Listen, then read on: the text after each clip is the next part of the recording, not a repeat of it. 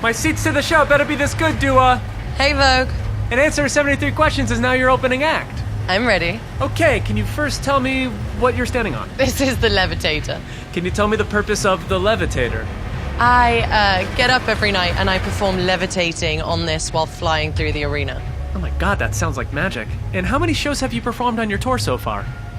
I've done 23 shows out of 109. Almost a quarter done. And what is the first thing you do when you get to a new city? I love to find a good restaurant and a really fun dive bar. How would you describe the Future Nostalgia Tour in your own words? The craziest thing I've ever done. What's been the most memorable show on the tour?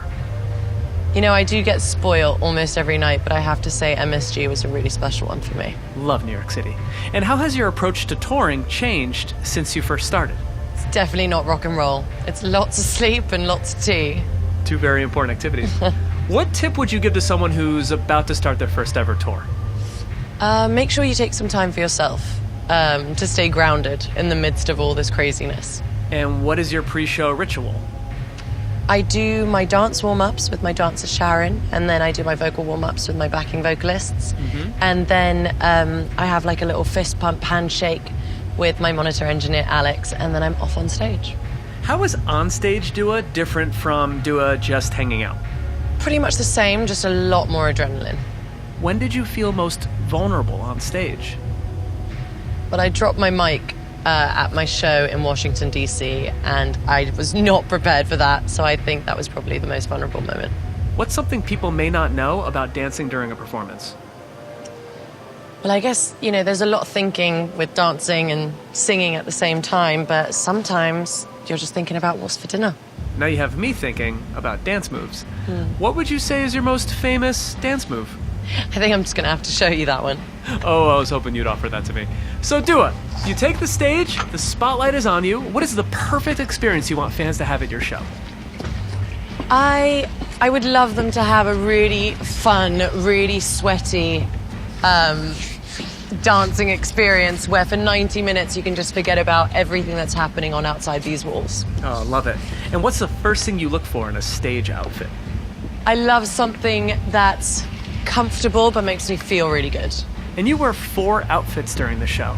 How did you go about selecting them? So my show is split up in like 4 acts, and so each outfit tells a different story, from the first one being like the dance size class to the spacesuit at the end. Very cool. Girls, can we do the dance? Because Vogue wanna see it. You ready? That's right.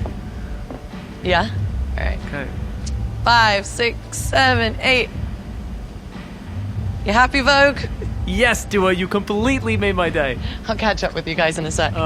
Do you have a message for people who may have made fun of that dance?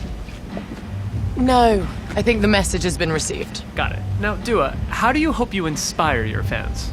I really think, without sounding cliche, if I can do it, you can too. So if you're really passionate about something, then you should really just go for it.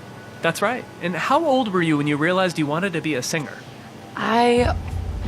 Well, I dreamt about it from when I was like 4 or 5, but really put it into action when I was 15, when I left Kosovo for London. And what was the first song you ever wrote? First song I wrote was probably around the age of 4 or 5, and I wrote it for my mum. It was in Albanian, and to translate it, it's like, when I grow up, can I borrow your shoes? When I grow up, can I wear your dress? When I grow up, can I be as pretty as you? And now it's just a running family joke. Oh, that's cute. And what was the most important lesson you learned when you started making music? Just to be really proud of the things that you put out, you know, what you represent and who you are as an artist, just to make sure that you have no regrets when you look back on the decisions that you made. What trait did you get from your mom? I definitely got my nurturing side and wanting to take care of people from my mum. And what about from your dad?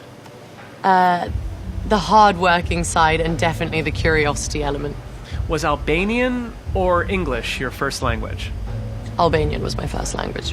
What Albanian phrase was most often repeated in your house? Shka ka me hunger. And what does that mean? It means what's for dinner.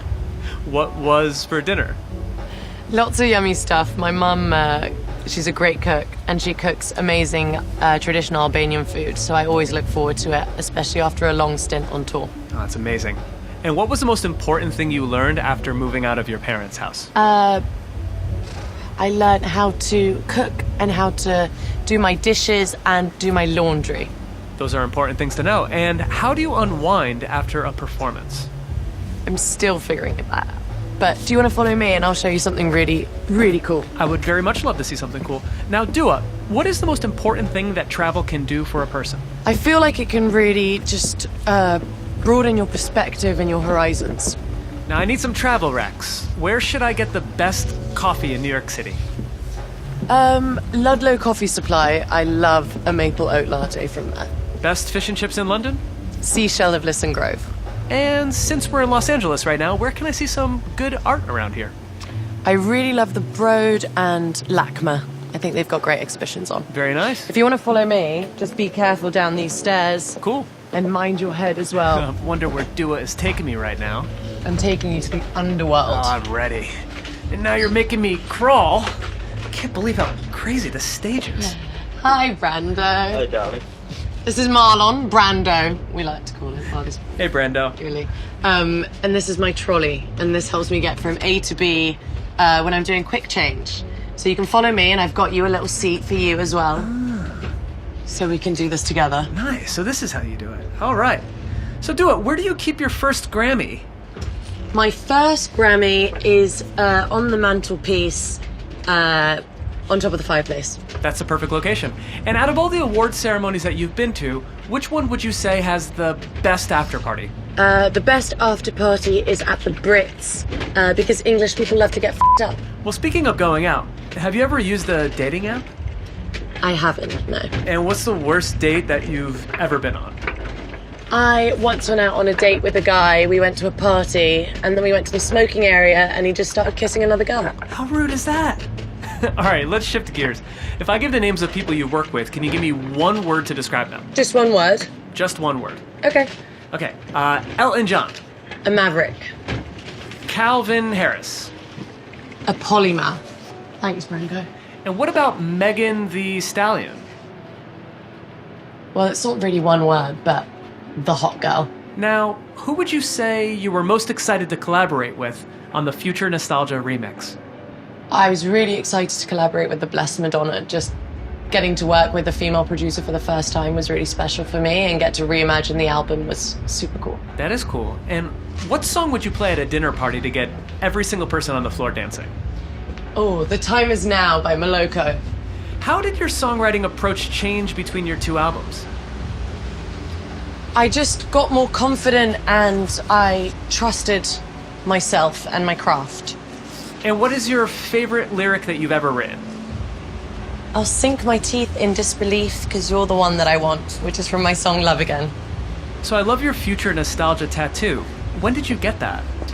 I got it before my album came out. I actually announced my album title through the tattoo. Very cool. And do you regret any of your tattoos? No, I don't regret any. Gin or vodka martini? Vodka martini, filthy. And what's one word that describes your style right now? Playful. I think that's a perfect description. All right, I'm gonna go and quickly change, and I'll be right back. Okay, Dua, I'm gonna keep firing questions at you while you're changing. We can't stop this. All right. All right. What's the biggest difference between getting ready for a red carpet versus getting ready for a concert? When you're getting ready for a show, especially when you're on tour, it's like the traveling circus. You have a routine. It's so much easier, I feel, whereas I feel like red carpets have a lot more pressure. Totally. And what's the biggest difference between your style 5 years ago versus now? Elevated, darling. And who do you think has the best style in the world? I love Kristen McMenamies. Oh, love her. Whoa! I'm getting pretty good at this quick change thing. Should we go and hang out in my dressing room for a sec? That was amazing. So what is your go-to outfit when you're not working? Working, not working, always in a look. What's something that you would never wear? Crocs. Me too. Stilettos or platforms? Stilettos. Monochrome or multicolored? Multicolored. What was the first designer item that you ever bought? Hey, guys. What's up? First designer item I bought were a pair of Alexander McQueen boots that I got when I signed my record deal. I wore them to death. What was your favorite job?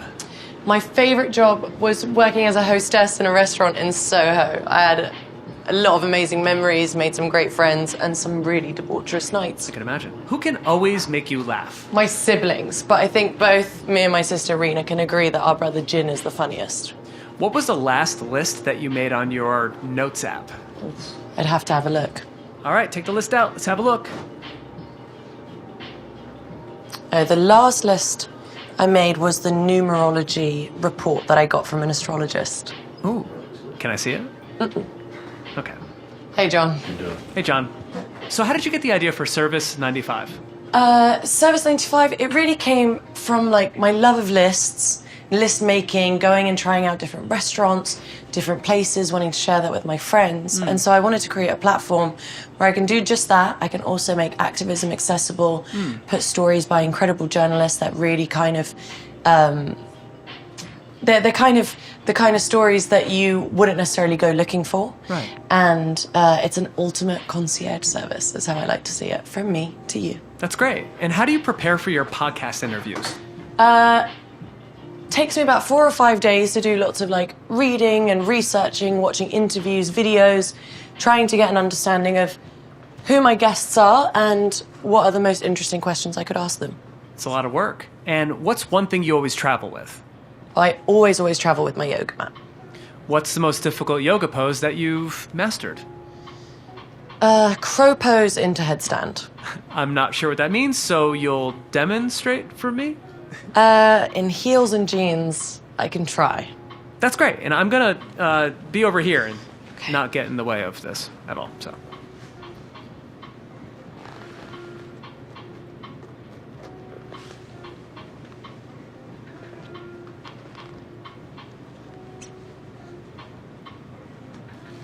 Whoa.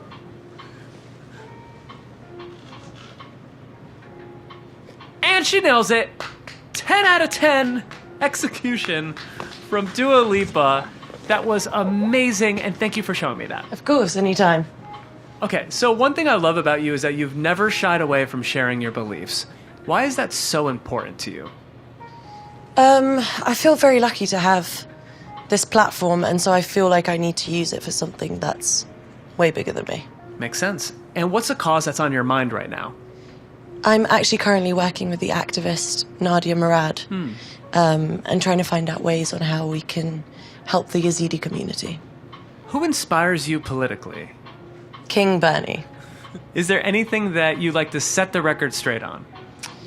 A lot of people ask me if Dua Lipa is my real name, and it is. Noted. And do you have any newer rules that you would like to add to the new rules that you had before? Yes. Make sure you give your friends your phone on a drunk night out so you don't end up drunk calling someone a million times. That's right. And what's one question you're tired of being asked? Are you ready? And last question, question number 73. For everyone watching at home, what is the definitive answer to the question, are you ready? Always. And I'm ready for your performance. Excited to see you on stage. Mwah. Thanks, Dua.